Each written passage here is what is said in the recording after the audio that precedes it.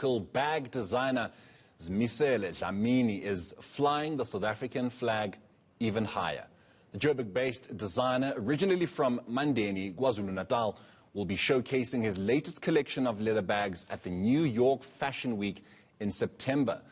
We chat to him now about his milestone. A very good afternoon to you, Zimisile, and I suppose congratulations are in order. I mean, how did this particular venture come about? Oh, thank you so much. Good afternoon to everybody.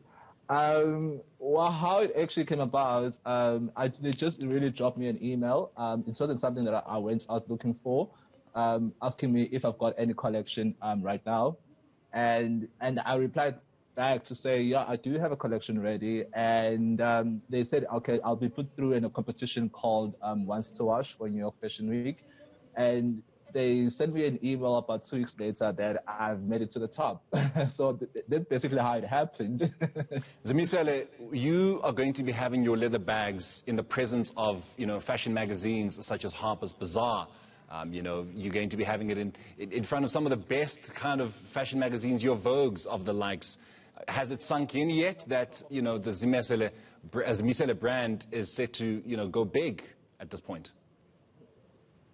Yes, I'm really looking forward to that. At the same time, I'm really nervous because I have never done anything like this before. This is my first fashion week ever and my first fashion show that I've done ever since I've started the business. So it's really exciting at one point, and also at the same time, it's really nerve-wracking.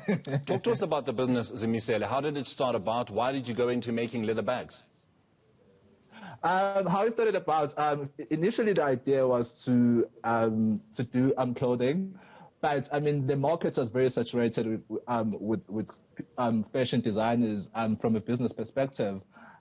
So this one time I was just walking through a market in Randburg, and I bumped into a guy who was making bags, and I asked him to tell me more about it and how he actually does it. And we had a conversation, and I asked him to do my designs, and he agreed to it, and that's how I actually started the business. It was back in 2012 or 2013 at the time. So we made the first bag, and the first bag was sold over Facebook to a Durban customer. Fashion design, entrepreneurship in general is not something very easy to break into. I mean, you have to start with some bit of money to get into making a lot more money. So how did, Zimisile brand start? Where did you source your funding? And I mean, how did it all happen for you? How it actually happened for me, obviously in the beginning, I didn't have much knowledge about entrepreneurship. I mean, everyone's idea is that you need a lot of money to actually start. But in reality is that you don't need a lot. You just need one. You just need one product, and you just need one customer when it really comes down to the gist of it. So what actually happened with me, obviously, I needed another way of actually making more income because I was already working as diesel as a sales assistant. So I used that bit of money that was left over after I paid all my expenses to actually start the business, to start with one bag. So that's how I really started with my own money. I think it was about 500 to 700 rand to start with the first bag. Yeah. We've seen how social media has played a very pivotal role in a lot of people's businesses, a lot of people's, you see videos of the little girl, in fact, who, has been doing the tada situation, and she's gone viral. Videos just go viral all the time. How has social media played, its part in your business and your brand going international? I mean, for me, I'll say it has.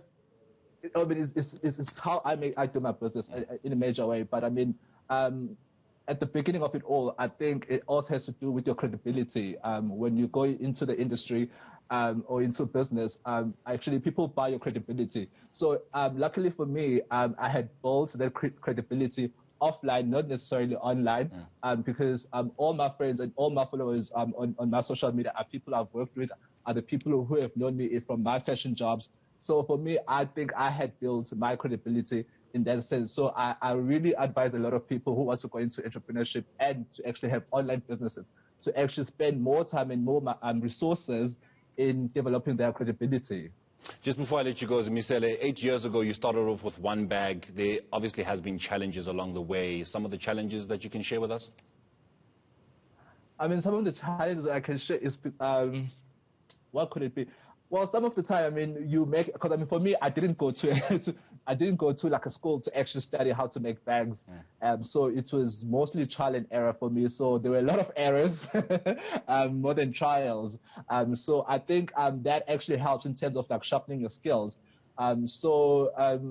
The biggest one will be to maybe when you have like a quality issue, you set a bag and then something happens to it. And I mean, it doesn't reflect very well on your brand and on you as well, especially if people are, especially if it's people who don't know you.